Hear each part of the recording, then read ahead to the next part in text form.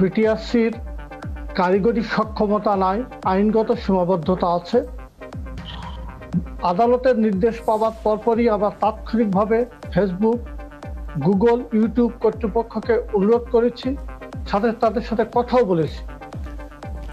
এর প্রেক্ষিতে তাদের যে কমিউনিটি স্ট্যান্ডার্ড আছে তার আলোকে তারা পর্যালোচনা করে সর্বোচ্চ আদালতের রায়ের প্রতি শ্রদ্ধা প্রদর্শন করবে বলে আমাদের বিশ্বাস আছে। আপনাদের বিশ্বাস আছে তারা আদালতের রায়ের প্রতি শ্রদ্ধা প্রদর্শন করবে, কিন্তু ফেসবুক, গুগলের সঙ্গে যে আপনারা যোগাযোগ করলেন, কথা বললেন, তারা আসলে কি রিপ্লাই দিয়েছে, তারা কি বলেছে? তারা বলছে যে তাদের এ বিষয়ে একটা কমিটি আছে, এথিক্যাল কমিটি।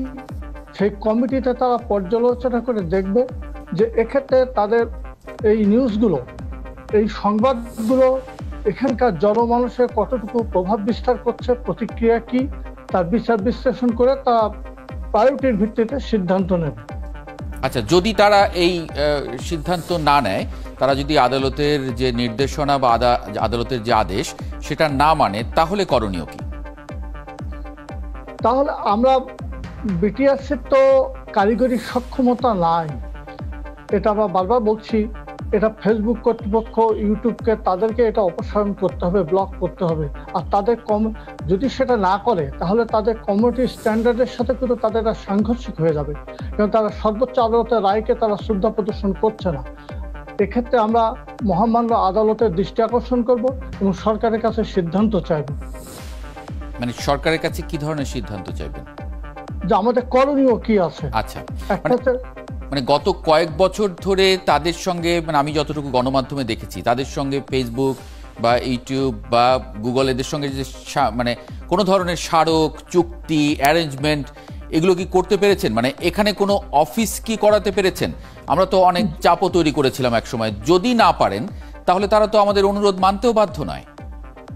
যে আমরা সম্প্রতি ফেসবুক কর্তৃপক্ষের সাথে কথা বলেছি এই আল জাজিরার এই এক রিপোর্টের আগেই, এবং তারা মোটামুটিভাবে যেটা বুঝি তারা কোয়ার্টারলি আমরা তাদের সাথে মিটিং করার ব্যাপারে তারা রাজি হয়েছে, কিন্তু বাংলাদেশে অফিস করার বিষয়ে তারা এখনো পর্যন্ত ওই ধরনের কোনো ইতিবাচক কোনো ফলাফল আমাদেরকে জানাতে পারেনি বা জানায়নি। এখন এটা সত্য যে তাদের সাথে আমাদের কোনো চুক্তি নাই, আইনি বাধ্যবাধকতা তৈরি হয়নি, যার জন্য আমাদেরকে অনুরোধ করা ছাড়া, এই মুহূর্তে কথা বলা ছাড়া, অনুরোধ করা ছাড়া আমাদের এই মুহূর্তে আর কিছু এই মুহূর্তে করণীয় নাই। মানে আমাদের কি কোনো আইনি কাঠামো আছে, মানে যে আইনের মানে বলে আমরা তাদেরকে কোনোভাবে বাধ্য করতে পারি বা আইনি কাঠামোর মধ্যে আনতে পারি, সেরকম কোনো আইনি সাপোর্ট আছে? এই মুহূর্তে তাদেরকে আইনি কাঠামোর মধ্যে আনার মতো আমাদের কোনো আইনি বাধ্যবাধকতা নাই, আইনি কাঠামো নাই। আচ্ছা, মানে তাহলে এখানে তাদের সার্ভার রেগুলেট করার জন্য কোনো পদ্ধতি, যন্ত্রপাতি, মানে সেগুলো কি আপনাদের আছে? মানে সেটা কি সম্ভব? তাহলে কিভাবে? জি, আমি বলছি, আগেই বলছি, আমাদের এইগুলোর অপসারণের কারিগরি সক্ষমতা নাই। তবে আমাদের দেশীয় কন্টেন্ট যেগুলো দেশীয়তে প্রচার হচ্ছে সেগুলো আছে, কিন্তু প্রযুক্তিগত জটিলতা আছে। মানে তাহলে আমরা আমাদের সক্ষমতাগুলো বাড়াচ্ছি না কেন? আমরা তো অনেক দিন ধরে এ বিষয়ে নিয়ে ভুগছি, মানে এটা নিয়ে তো আমার মনে হয় 5-7 বছর ধরেই আমরা ভুগেছি এটা নিয়ে। আমরা সক্ষমতা বাড়াইনি কেন তাহলে? সক্ষমতা এখন এই সমস্যাটা কিন্তু শুধু বাংলাদেশের একা না, সারা বিশ্বেরই কিন্তু সমস্যা এই ফেসবুক, গুগল, ইউটিউবের এই সমস্যা নিয়ে। আচ্ছা, মানে তাহলে তো আমরা দেখতে পাচ্ছি যে, আমরা একটা অস্ট্রেলিয়ার একটা খবর দেখলাম, আমরা দেখতে পাচ্ছি যে বিদেশে ফেসবুক এবং সরকারগুলো মানে একটা অনেক জায়গায় মুখোমুখি অবস্থানে এসেছে, যেমন অস্ট্রেলিয়া, এবং একই সঙ্গে আমরা জার্মানি খুবই স্ট্রিক্ট এ ব্যাপারে, কানাডা খুবই স্ট্রিক্ট। মানে আমাদের দেশে এখন পর্যন্ত যে পরিসংখ্যান আমি দেখলাম তাতে 3 কোটি ইউজার আছে, এবং ফেসবুক বাংলাদেশ থেকে গত বছর প্রায় 12,000 কোটি টাকার ব্যবসা করেছে। মানে তাহলে তারা একটা টাকায় দেশে বিনিয়োগ করলো না, একটা অফিস করলো না, মানে ফেসবুকের প্রতি আমাদের এত মায়া কেন?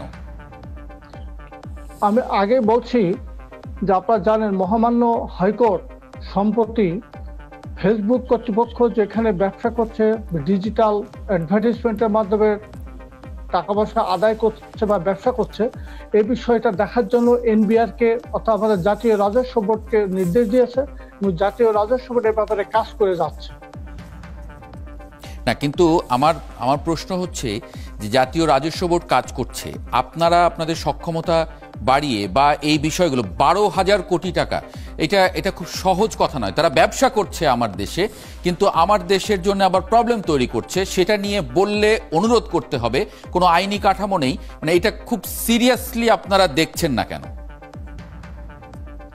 বিষয়টা তো সরকারের সিদ্ধান্তের বিষয় আছে, আইনি কাঠামোর মধ্যে আনা এটা তো সরকারের সিদ্ধান্তের বিষয়। আর কারিগরি সক্ষমতা বিষয়টা কিন্তু বিশ্বের অনেক দেশেরই নাই, সবাই কিন্তু এটা নিয়ে জেরবার হয়ে যাচ্ছে এই ফেসবুক নিয়ে। আচ্ছা, মানে তাহলে পুরো বিষয়টা কি এখন সরকারি সিদ্ধান্তের উপরে নির্ভর করছে? আমরা যে গত 7-8 বছর ধরে ভুগছি, এইটা এটা কি এই সরকারি সিদ্ধান্তের কারণে আমরা ভুগছি যে আমরা সক্ষমতা বাড়াচ্ছি না, আমরা ফেসবুককে বাধ্য করতে পারছি না, না কোনো আমরা আইন তৈরি করছি বা আমরা তাদেরকে আইনি কাঠামোর মধ্যে এনে তাদেরকে বাধ্য করতে পারছি? মানে বিষয়টি কি এরকম?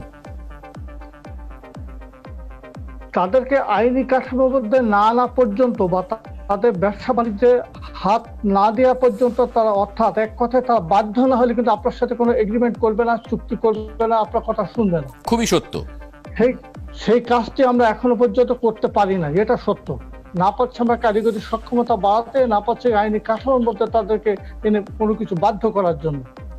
মানে সেক্ষেত্রে আমি হ্যাঁ, যে আপনি শেষ করেন। সেক্ষেত্রে যতদিন পর্যন্ত এটা না হচ্ছে, সেটা আইনি কাঠামো হোক কিংবা কারিগরি সক্ষমতা বৃদ্ধির বিষয়টি না হোক, নিশ্চিত করা না হোক, ততদিন পর্যন্ত আমাদেরকে অনুরোধ করা বা আলাপ আলোচনা ছাড়া আর কোনো পথ এই মুহূর্তে নাই। না, আমার মানে জানার জায়গাটা হচ্ছে যে উন্নত দেশগুলো যারা মত প্রকাশের স্বাধীনতার কথা বলে, তারা পর্যন্ত ফেসবুকের সঙ্গে বিরোধে যাচ্ছে, বিবাদে মুখোমুখি অবস্থান নিচ্ছে। মানে আমাদের সমস্যাটা কি? আমাদের সমস্যা এটা দেখে সরকারি সিদ্ধান্তের বিষয়, বিটিআরসি নিজস্ব কোনো বিষয়, বিটিআরসি শুধুমাত্র এগুলো বাস্তবায়ন করে সরকারি সিদ্ধান্ত বা আদালতের নির্দেশটা। করতে যে আমরা যে সমস্যার সম্মুখীন হই সেটা হচ্ছে কারিগরি সক্ষমতা। যে আমরা তো দীর্ঘদিন ধরে দেখছি যে নানান ধর্মীয় বয়ানের নামে বিদ্বেষ, উগ্রতা, নারী বিদ্বেষী কন্টেন্ট, এগুলো আমরা গত 4-5 বছর ধরে কথা বলে যাচ্ছি। মানে তাহলে সেগুলোও তো সরছে না, মানে সেগুলোও সরানো যাচ্ছে না। তাহলে নির্দেশনা পালন করবেন কি করে? আমরা তাদের সাথে কথা বলছি এবং এখন দেখা যায় যে তারা রাজি হয়েছে, ফেসবুক কর্তৃপক্ষ, যে কোয়ার্টারলি আমাদের সাথে তারা মিটিং করবে এবং মিটিং এর মাধ্যমে এগুলো আমরা নিরসন করতে পারবো, এটা তাদের কথাবার্তা। এবং এক্ষেত্রে আরো আবার আনন্দিত হবেন যে বর্তমানে সিঙ্গাপুরে যে ফেসবুকের একজন কর্তা ব্যক্তি আছেন, বাংলাদেশি বাঙালি, তিনিও আমাদেরকে আশ্বস্ত করেছেন যে এগুলো তিনি ইতিবাচক ভাবে দেখবেন। আমরা তাদের সাথে কথা বলেছি। না, সেক্ষেত্রে আপনি মানে আমাদের জন্য কথা বলায় বা কথা বলার শক্তিটা বাড়বে। আপনি যেটি উল্লেখ করলেন যে আমরা যদি তাদেরকে বাধ্য করতে না পারি, তারা যে ব্যবসা করছে তাদের ব্যবসায় যদি টান না পড়ে, তাহলে তারা আসলে কথা বলবে না, মানবে না। মানে সেই জায়গায় আপনাদের প্ল্যান কি? আমাদের প্ল্যান, আমরা সরকার, এ ব্যাপারে সরকারের সিদ্ধান্তের প্রয়োজন, আইন প্রণয়নের বিষয়টা দরকার আছে। না, নিশ্চয়ই, হ্যাঁ, মানে সেই জায়গায় সেই সরকারি সিদ্ধান্তের প্রয়োজন তো অবশ্যই, কিন্তু সরকারকে সিদ্ধান্ত নিতে গেলেও আপনাদের তো এক ধরনের, আপনারা যেহেতু এক্সপার্ট এই বিষয়ে, আপনারা তো সরকারকে পরামর্শ দিতে পারেন বা এভাবে তাদেরকে বাধ্য করা যাচ্ছে না, এভাবে বাধ্য করা যায়।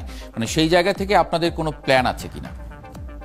আমাদের প্ল্যান, আমরা সরকারকে অনুরোধ করতে পারি যে আমরা এই সমস্যার সম্মুখীন হচ্ছি এবং আদালতকেও আমরা, যেহেতু মহামান্য হাইকোর্ট একটা নির্দেশ দিয়েছে, সেই নির্দেশটা আমাদের তামিল করতে হবে, তখন আমরা এই বিষয়গুলো তুলে ধরবো, আমরা কি কারণে পাচ্ছি না। আচ্ছা, তখন হয়তো একটা সিদ্ধান্ত আসতে পারে। জি, সুব্রত রায় মৈত্র, আরেকটা প্রশ্ন যদি একটু জানি, যে মানে আপনি বলছিলেন যে তাদেরকে জানানো হয়েছে, তারা ওই এথিক্যাল কমিটি সেটি দেখছে, যে আমরা যে দাবিগুলো করেছি সেগুলো সত্য যদি হয় তাহলে তারা সেটি সরিয়ে নেবে। মানে সেই জায়গায় মানে কতদিন পর্যন্ত আপনারা অপেক্ষা করবেন এটার জন্য?